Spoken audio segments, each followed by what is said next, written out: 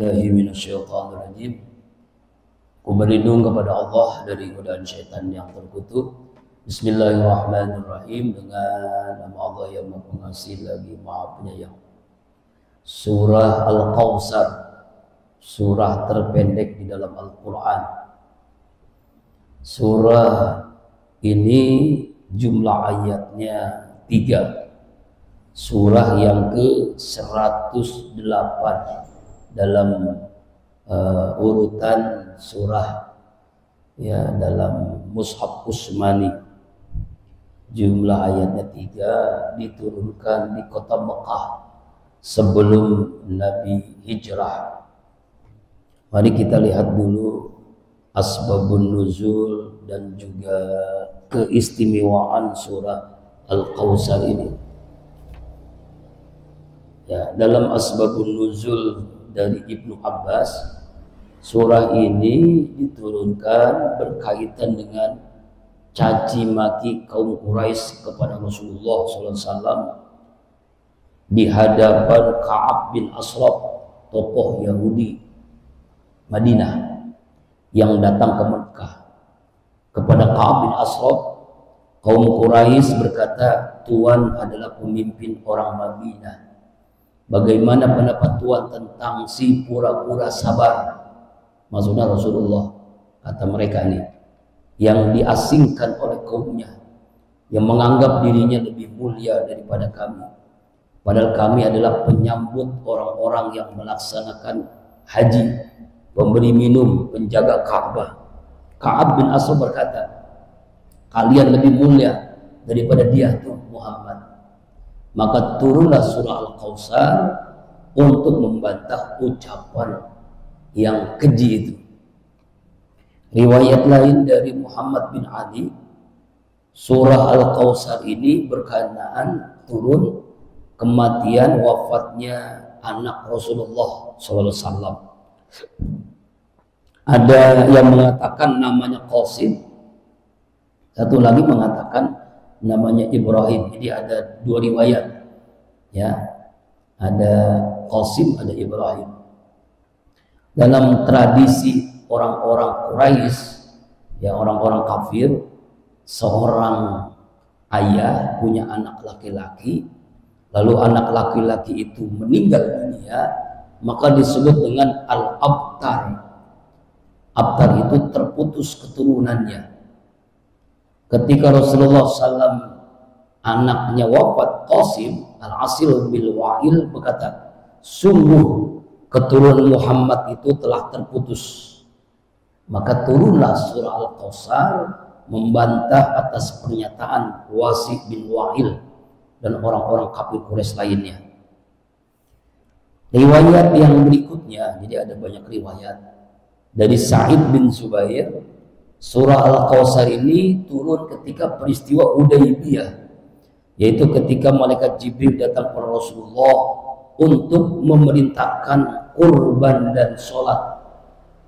Maka Rasulullah langsung berdiri mengerjakan sholat 2 rakaat, menyampaikan khutbah. Setelah itu beliau menuju ke tempat penyembelihan hewan kurban. Itu asbabun nuzulnya. Jadi ada 3 riwayat. Kemudian keistimewaan surah Al-Kautsar. An Abi Sa'id Al-Khudri qala shalla bina Rasulullah sallallahu alaihi wasallam salat as-subhi wa qara'ahu surataini min aqsari suwaril mufassal wa zuki dzalika law qala inni sami'tu buka sabiyin fi akhir sufufi fa ahbabtu an tafra ilaihi ummu Abdul Razzaq. Dari Abu Sa'id, dia berkata, suatu ketika Rasulullah sholat subuh bersama kami, tidak seperti biasanya. Saat itu beliau membaca surah terpendek dalam Al-Quran, surah Al-Kautsar dan surah An-Nasr.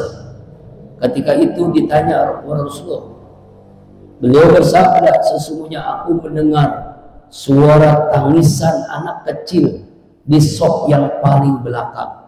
Maka aku membaca surah Al-Kautsar, surah terpendek dalam Al-Quran, agar anak kecil itu tenang, ibunya bisa menenangkan, ibunya bisa mendiamin. Inilah pelajaran bagi imam. Jadi kalau misalnya ada imam sholat, kemudian di belakang ada bocah bayi nangis, ya, atau ada masalah apa begitu, percepat sholat, baca surah terpendek. Ini dilakukan Rasulullah. Ya, walaupun nggak disuruh pun kita memang paling suka. Ya, surah hobi kita ini ya, Al-Kautsar dengan Qul.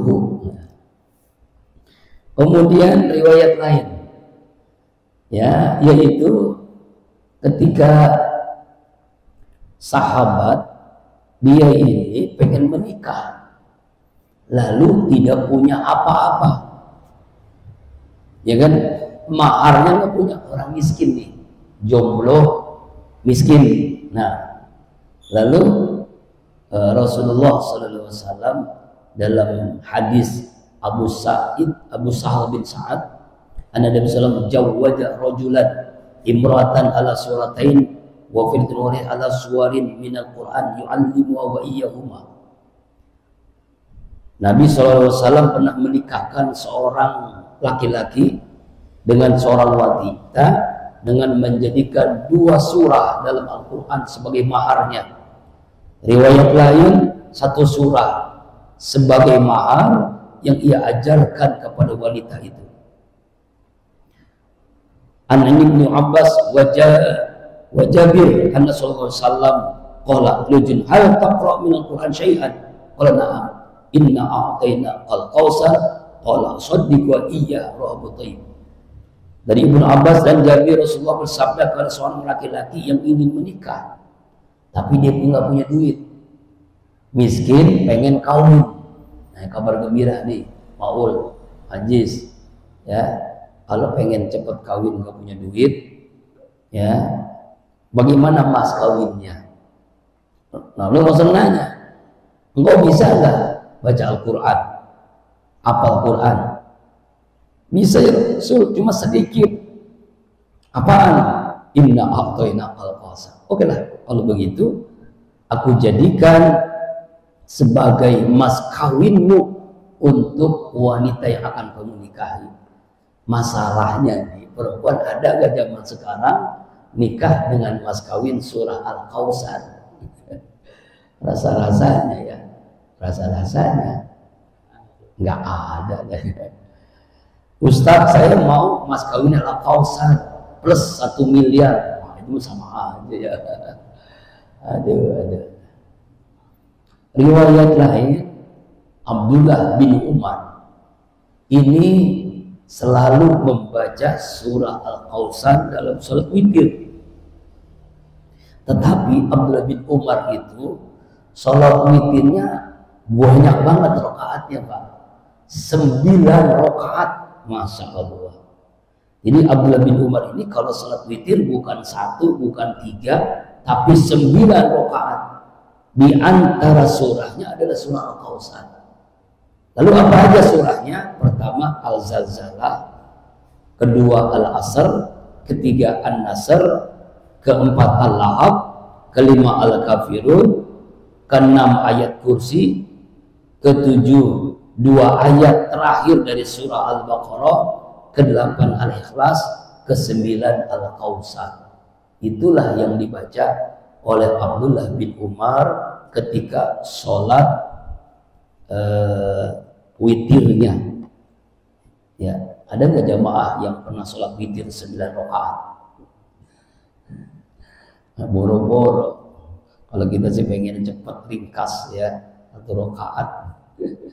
Masya Allah. Padahal innallah yitra yuhibul witir.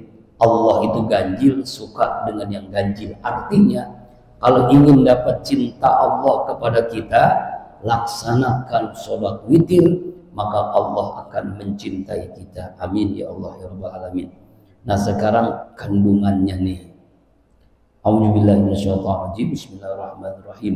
Inna a'tayna ya Muhammad al-Kautsar nahrun fil jannah wa khusah turaddu alaihi ummatul wal Kautsar al khair al kasir minan nubuwah wal Qur'an wa syafa'ah wa nahwa.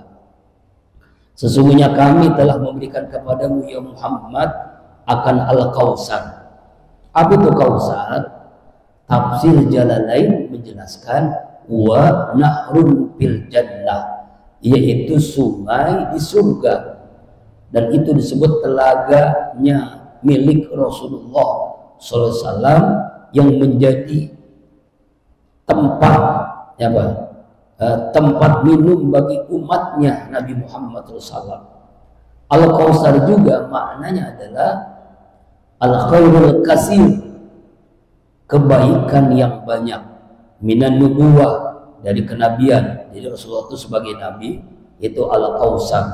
Syafa'ah, Rasulullah bisa memberikan syafa'ah. Al-Quran, turunnya Al-Quran, wa nahwiha, dan sebagainya. Jadi ayat ini menjelaskan bagaimana Allah memberikan kepada kita akan Al-Kautsar, telaga di surga. Ya. Jadi ada beberapa pendapat. Jadi pendapat pertama, Al-Kautsar itu artinya adalah sungai di surga. Ceritanya Anas bin Malik pernah bertanya kepada sahabat, tahukah kamu apa itu Al-Kautsar? Sahabat jawab, nggak ada yang tahu hanya Allah dan Rasulnya. Lalu dia menjawab, Rasulullah pernah menjelaskan, Al-Kautsar itu sungai yang ada di surga yang dianugerahkan Allah kepada saya, dan situlah kenikmatan yang banyak di dalam telaga Kautsar. Lalu kita lihat lagi dalam tafsir Misbah Pak Quraisy Shihab, Al-Kautsar, ya, sungai di surga. Al-Kautsar, nikmat yang banyak. Al-Kautsar, kenabian. Al-Kautsar, Al-Quran. Al-Kautsar, yaitu khairun kasirun, kebaikan yang banyak. Ya kan?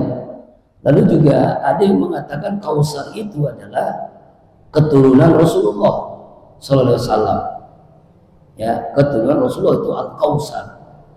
Ini maksud adalah keturunan dari anak cucunya Sayyidatul Fatimah, putra Rasulullah sallallahu alaihi wasallam. Makanya banyak, sampai hari ini masih ada. Itu disebut dengan para habaib, keturunan Rasulullah sallallahu alaihi wasallam lewat putri beliau Fatimah Zahra dengan Ali bin Abi Thalib, terus cicit-cicitnya sampai saat ini begitu. Ya Pak ya, ini wa min dzurriyyati Daud wa Sulaiman. Jadi keturunan Rasulullah. Kemudian ya kita lihat lagi Al-Kautsar. Nah, ini kan Al-Kautsar ini adalah sungai di surga. Ya kan? Bahkan dijelaskan oleh Al-Qurtubi yang jumlahnya dari 15 hal. Jadi semua makna Kautsar itu banyak. Ya, syafaat, umat, keturunan yang banyak, sungai di surga, itu mencakup semua Al-Kautsar. Lalu juga makna Kautsar itu banyak. Artinya adalah segala jenis yang baik, kuantitas jumlahnya yang banyak, itulah Kautsar. Keturunan, sungai yang deras airnya, semua anugerah Allah, kemurahan Allah, itulah Al-Kautsar. Jadi kita ini dengan membaca banyak tafsir bisa memahami lebih komprehensif, lebih lengkap lagi. Jadi makna Kautsar itu bukan hanya telaga Kautsar, tapi maknanya banyak banget. Khairun kasir, semua yang banyak. Apakah itu nikmat, apakah keturunan Rasulullah, apakah Al-Quran, apakah kenabian, atau surga di surga, itu Kautsar. Artinya adalah Allah memberikan kepada Nabi Muhammad akan Kautsar. Ya, Masya Allah.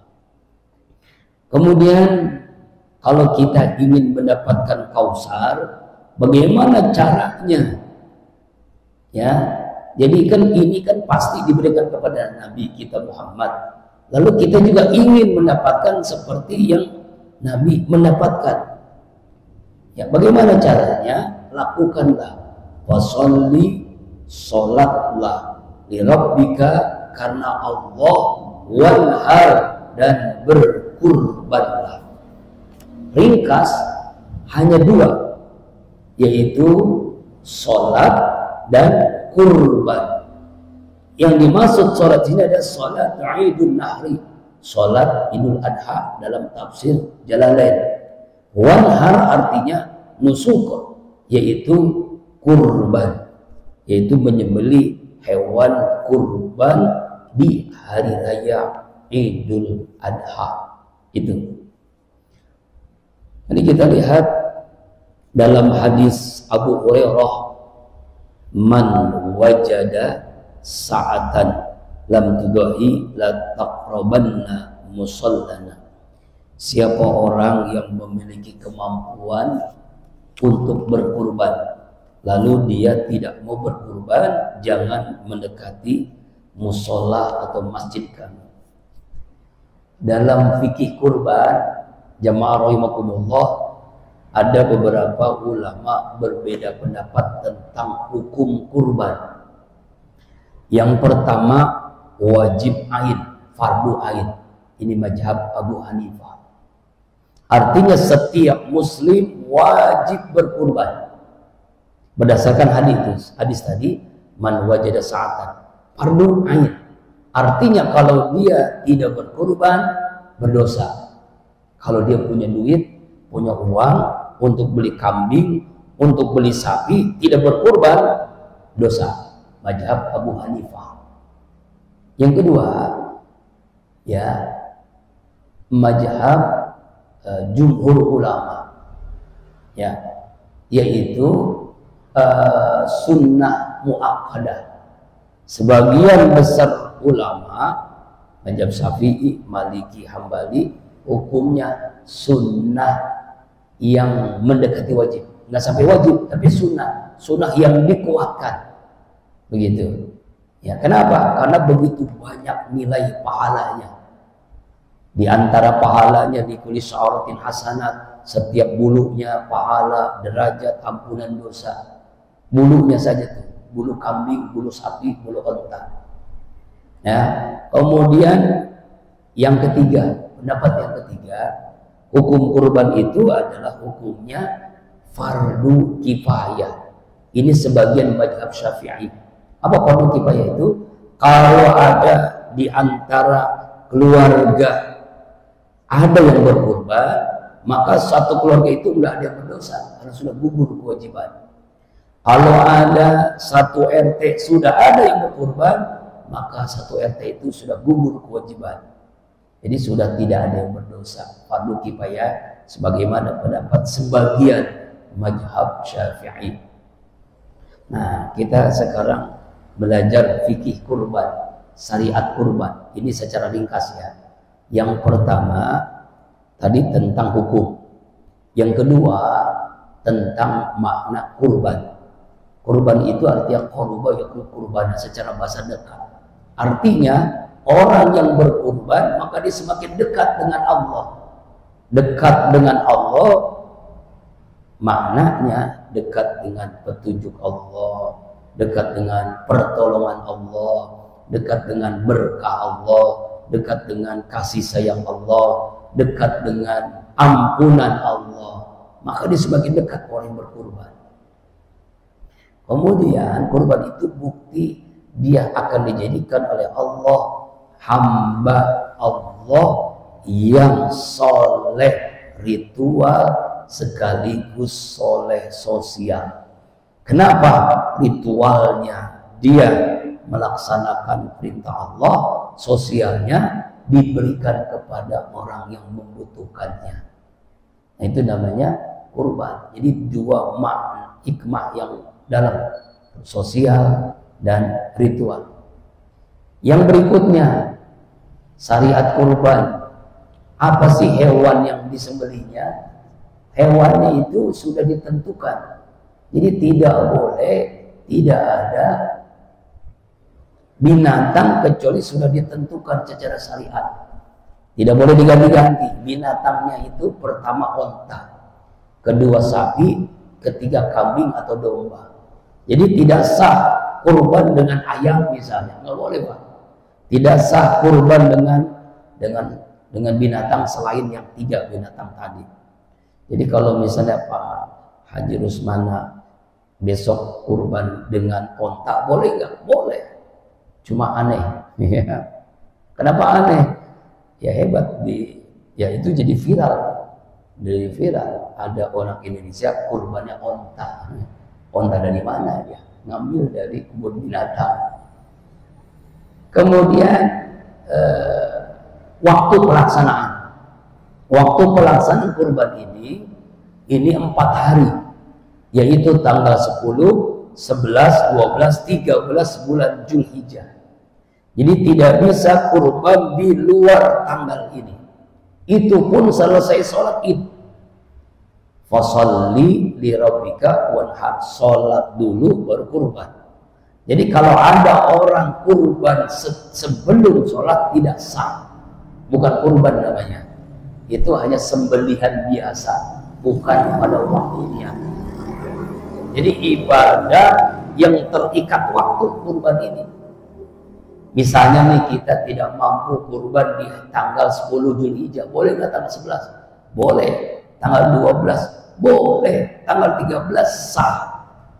Apalagi kalau tanggal 13 harga kambing murah. Ya. Cuma masalahnya siapa yang ngurus? Ya. Kalau harga kambing tanggal 10 3 juta misalnya. Coba tanggal 13. Bisa 2 juta, bisa 1,5 juta. Kenapa? Yang penting stoknya habis, pulang kampung, gitu kan? Nah itu sampai begitu. Dan itu sah. Yang penting paling lambat sebelum maghrib di tanggal 13 bulan Zulhijjah. Kemudian yang berikutnya, syariat kurban, fikih kurban adalah cara menyembelihnya. Menyembelihnya itu harus dengan pisau golok yang tajam. Lalu membaca doa. Allahumma minka walaka, ya Allah, ini kurban darimu untukmu. Ya. Kemudian ketika menyembelih itu membacanya bismillahi Allahu akbar. Tidak sah, makruh hukumnya ketika orang menyembelih kurban dengan mengucapkan kalimat bismillahirrahmanirrahim. Kenapa tidak layak kalimat ar-rahmanirrahim untuk menyembelih kurban? Jadi mesti bismillahi Allahu akbar. Kemudian pembagiannya. Pembagian kurban beda dengan zakat. Kalau zakat ada namanya mustahik zakat, 8 golongan orang yang berhak menerima zakat. Sedangkan kurban itu adalah 1/3 untuk orang yang berkurban, 1/3 untuk fakir miskin, 1/3 untuk masyarakat sekitar. Siapapun dia, mau miskin, mau kaya, mau orang biasa, mau dia apapun, berikan, kasihkan kurban itu. Jadi semuanya merasakan nikmatnya hewan kurban. Itu pembagiannya beda. Coba ya, ini tentang kurban. Karena surah Al-Kautsar ini memang bicara tentang kurban. Ya. Ya rahimakumullah. Kemudian niatnya sekarang. Niatnya kurban itu harus karena Allah. Kemudian ya binatangnya tadi sudah ditentukan, sapi untuk 10 orang,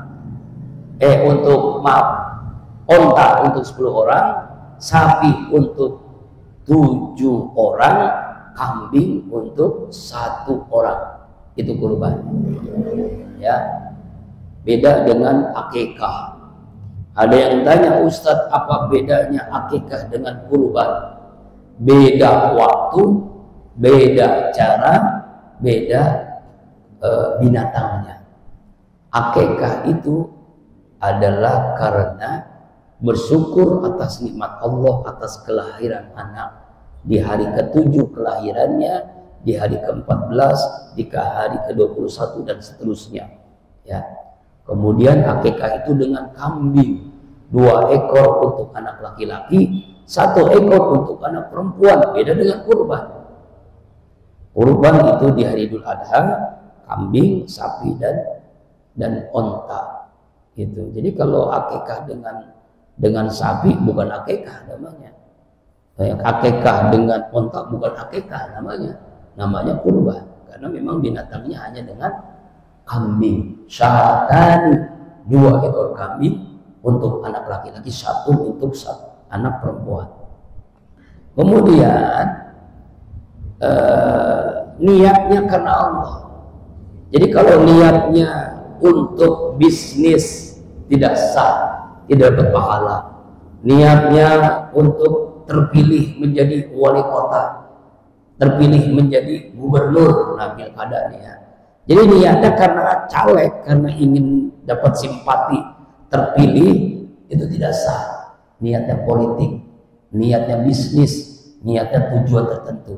Makanya kalimatnya Allahumma minka walaka. Kurban ini darimu untukmu. Jadi harus diluruskan niatnya karena Allah. Sebab kalau niatnya bukan karena Allah, tidak sah dan tidak diterima oleh Allah. Hikmah kurban. Pertama, kita menjadi orang yang semakin dekat dengan Allah. Dekat dengan hidayah, rahmat, maghfirah, inayah, berkah. Yang kedua, dengan kurban pahalanya begitu banyak, sampai bulunya saja 10 kebaikan. Ya, pernah ngitung bulu kambing jumlahnya berapa? Coba dah hitung, Jis. Berapa jumlah bulu kambing, jumlah bulu sapi? Oh, nggak terhitung, saking banyak pahalanya. Yang berikutnya, menjadi kendaraan melewati jembatan Shiratal Mustaqim. Azimu buyuhakum, agungkan, muliakan hewan kurbanmu, maka dia menjadi kendaraan yang kamu naikin menuju surga melewati jembatan Shiratal Mustaqim. Tapi sekali lagi jangan dibayangkan nanti kurban kambing naik kambing, kurban sapi naik sapi. Salah paham itu. Naik kambing bukan seperti kambing nanti di akhirat. Kendaraan yang Allah siapkan khusus bagi orang yang berkurban. Hikmah yang berikutnya, dengan berkurban hijaban alan nar, itu hewan kurban menjadi penghalang seseorang masuk neraka. Dihalangi dengan hewan yang kita sembelih itu. Makanya begitu banyak hikmahnya kurban, sampai orang yang kurban itu terhalang dari hewan yang dikurbankan. Kemudian apalagi hikmahnya? Hikmahnya adalah Allah menyembelih sifat kebinatangan. Kita sembelihkan hewan, maka Allah sembelih sifat kehewanan. Kita ini manusia ini hayawanun natik, hewan berakal. Kita ini hewan. Nafsu dominan jadi hewan. Iman dominan jadi malaikat. Maksudnya kedudukan kita sama, bahkan lebih tinggi dari malaikat. Tapi kalau orang yang tidak berkorban, sifat kebinatangan itu pasti masih ada. Ya, sama dengan akikah. Anak kita diakikahin, maka anak itu nanti akan disembelih sifat kebinatangannya, dihilangkan sifat kehewaniannya. Kita tuh begitu, Pak. Buas, pengen menang sendiri, serakah, menghalalkan segala cara, itulah binatang. Maka dihilangkan. Makanya orang yang melakukan maksiat seringkali identik dengan binatang. Buaya darat, kupu-kupu malam, kumpul kebo, tikus, monyet. Itu yang orang yang serakah, yang maling, yang koruptor. Kenapa bisa begitu? Karena sifat kehewanannya ada pada dirinya. Makanya kita berkurban. Ya, kalau bisa setiap kita kurban, nggak mampu bergiliran. Contoh nih, kita ikut rame-rame 1 ekor sapi, 7 orang. Tahun ini atas nama kita, tahun berikutnya atas nama istri, tahun berikutnya atas nama anak, tahun berikutnya atas nama siapa begitu ya, bergiliran atas nama orang tua yang meninggal dunia. Kalau kita mampu beli 1 ekor sapi, lebih bagus lagi. Kalau nggak mampu, kambing, ya nggak apa-apa. Jadi Jangan sampai selama kita hidup di dunia ini tidak pernah berkorban. Dipertanyakan iman kita. Sejarah kurban itu pun panjang. Kita lihat sejarahnya nih. Ini baca Fasolihun hari ini penjelasannya lama ya karena kurban. Pertama, sejarahnya ketika Nabi Adam punya dua anak, namanya Qabil dan Habil. Nah, Habil ini ya cemburu, nggak rela dengan Qabil yang dia itu waktu itu kan manusia nggak banyak. Lalu Nabi Adam menikahkan anaknya itu disilang, kakaknya dengan adiknya, adiknya dengan kakak disilang. Jadi nggak langsung kakak dengan adik. Kenapa? Karena manusia masih banyak. Ada yang nanya, Ustaz, itu kok nikah sedarah boleh? Bukan emang boleh. Kenapa? Karena manusia nggak ada saudara itu masih ibu bapaknya Nabi Adam, ibunya Hawa. Karena manusia di dunia cuma 4 orang, gitu bisa. Anaknya cuma 4 orang. Nah, disilang itu mungkin nih ya. Yang satu wajahnya kayak orang Arab, yang satu kayak Afrika begitu. Nggak mau dia, cemburu, akhirnya dendam, ingin membunuh. Dibunuh apa? Sebelum terjadi pembunuhan itu kan begini ceritanya, diuji oleh Nabi Adam. Hai Qabil, hai Habil, kurban kamu. Kalau kurban diterima, nanti baru diberikan jodoh. Yang satu kurban dengan kambing yang bagus, namanya Habil. Qabil kurban dengan apa? Dengan hasil peternakan yang busuk. Maka turunlah ayat innama yataqabbalallahu minal muttaqin. Sesungguhnya Allah menerima kurban orang yang bertakwa, kurbannya hati ikhlas, binatangnya bagus yang diterima. Makanya ada syarat-syarat binatang kurban, harus sehat, tidak boleh cacat, tidak boleh pincang, tidak boleh sakit, tidak boleh patah ya, kakinya, kupingnya bolong, boleh, harus benar-benar sehat. Makanya kalau membeli hewan kurban harus teliti, jangan sampai ketika kita sembelih nanti punya anak misalnya karena perempuan betina, kemudian binatangnya ada cacatnya. Nah, itulah penting, harus dipilah-pilih dulu. Nah, kemudian sejarah berikutnya kurbannya Nabi Ibrahim dan Nabi Ismail Siti Hajar. Ini sejarah yang luar biasa, yaitu dalam mimpi Nabi Ibrahim untuk menyembelih Ismail. Kan awalnya cerita begini, Hajar dengan Ismail di Mekah, nggak ada manusia, berduaan doang, disuruh tinggal. Kemudian singkat cerita, udah besar kota Mekah, orang pada memuliakan Hajar dan Ismail karena dia punya air yang banyak, Zam-Zam. Kemudian kembali Nabi Ibrahim ketemu istrinya, anaknya. Ketika kembali malam yang mimpi untuk disembelih, ya. Dan itu berturut-turut mimpinya 3 malam. Wah, ini perintah Allah, ini wahyu, bukan sembarangan mimpi. Lalu nanya, ya bunayya, ini arafil manam ani asbahu fanzur maja tara. Hai anakku Ismail, semalam ayahmu bermimpi untuk menyembelihmu. Bagaimana pendapatmu? Qalatil al-ma'tumar satajiduni insyaallah as-sabir. Ayahku, laksanakan. Ini perintah Allah. Semoga kita termasuk hamba-hamba Allah yang sabar. Allah berbayangkan Ismail, nyawa dipertaruhkan karena perintah Allah. Loh, bayangkan cintanya Ibrahim kepada anaknya terkalahkan oleh cintanya kepada Allah. Cintanya Ismail kepada Allah mengalahkan cintanya kepada diri sendiri. Cintanya Hajar kepada anaknya Ismail terkalahkan dengan cintanya Hajar kepada Allah. Ketiga-tiganya ini keluarga yang hebat. Nabi Ibrahim cinta kepada Allah mengalahkan cintanya kepada Ismail. Ismail cinta kepada Allah mengalahkan cintanya kepada dirinya sendiri. Siti Hajar cintanya kepada Allah mengalahkan cintanya kepada anaknya. Bayangkan keluarga yang hebat. Makanya Allah abadikan dalam Al-Quran dan selalu dilaksanakan setiap Idul Adha.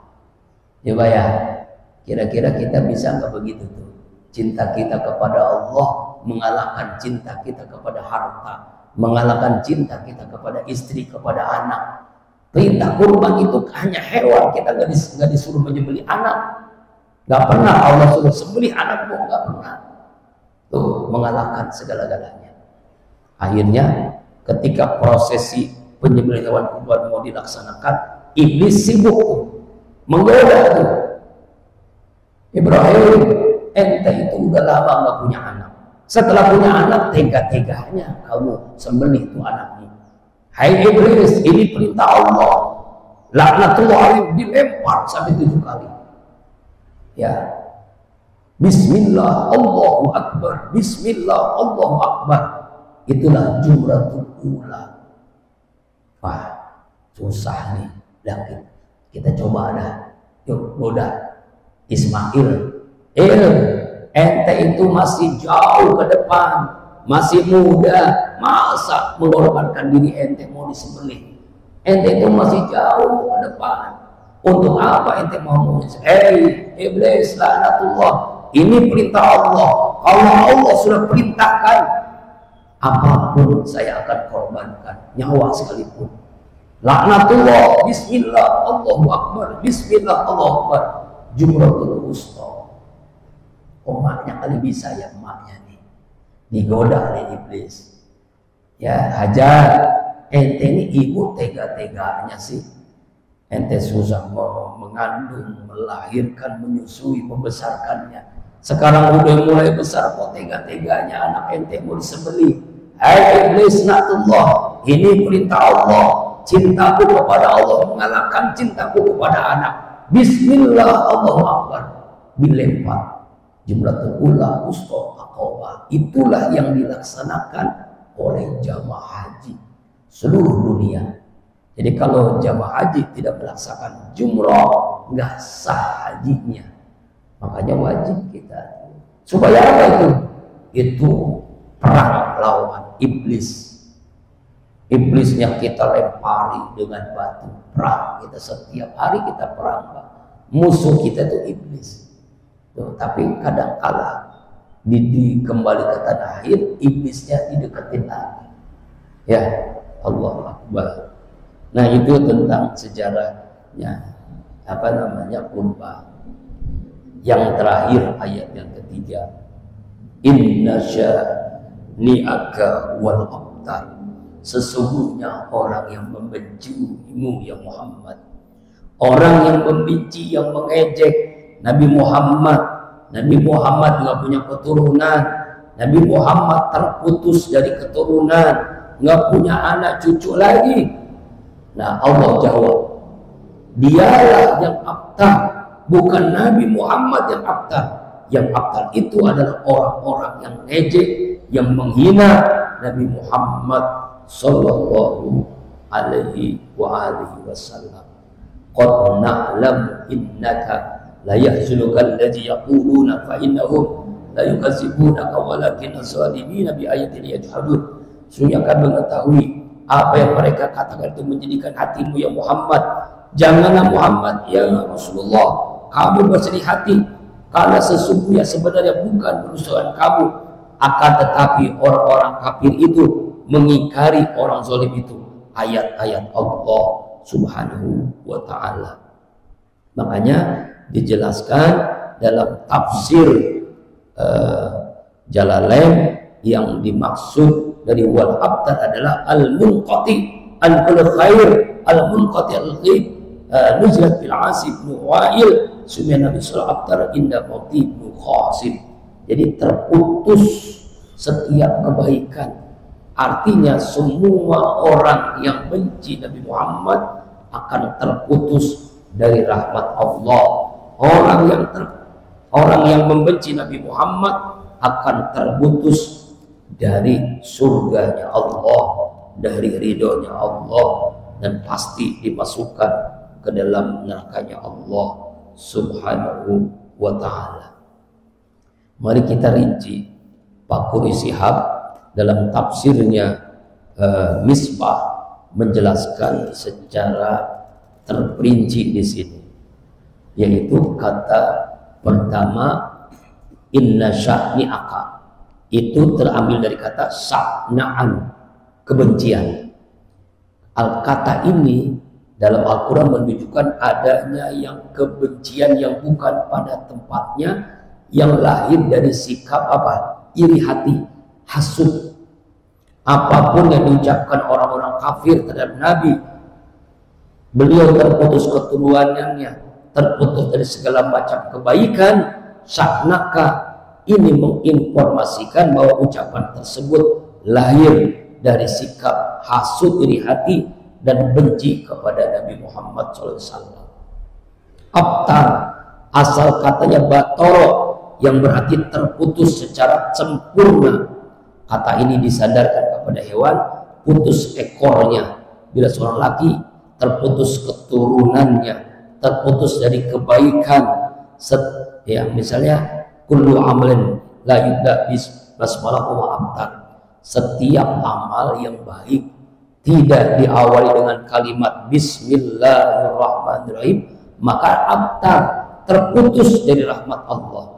Ini kalimat ini adalah ejekan, hinaan orang-orang kafir Quraisy kepada Nabi Muhammad.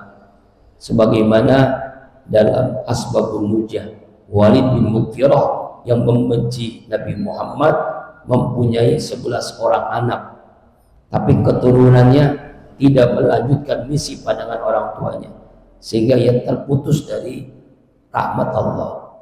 Walid ibnu Khalid bin Walid, putra Khalid bin Al-Mughirah, merupakan pembela Islam, ya.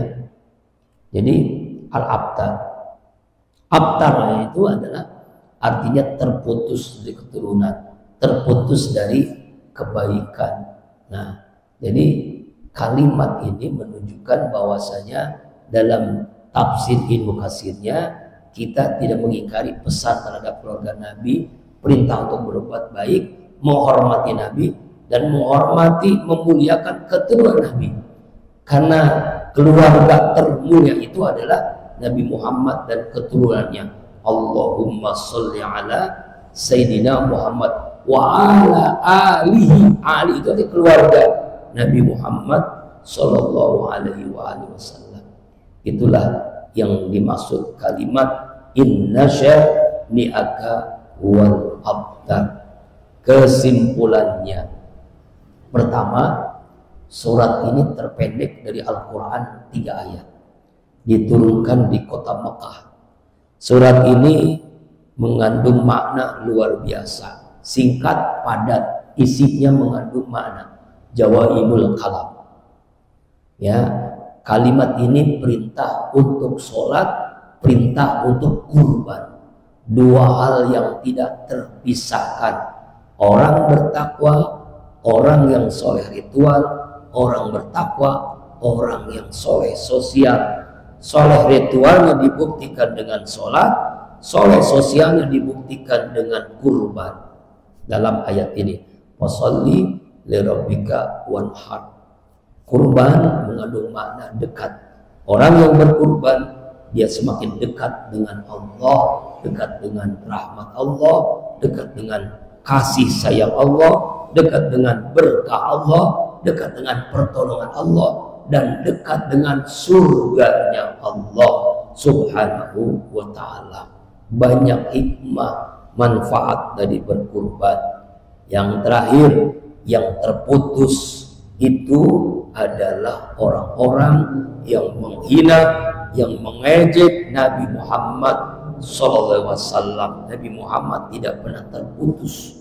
Yang terputus orang yang menghina, yaitu akan terputus dari rahmat Allah, dari berkahnya Allah Subhanahu wa ta'ala. Mudah-mudahan kita bisa mengambil ibrah, pelajaran dari surah Al-Kautsar ini.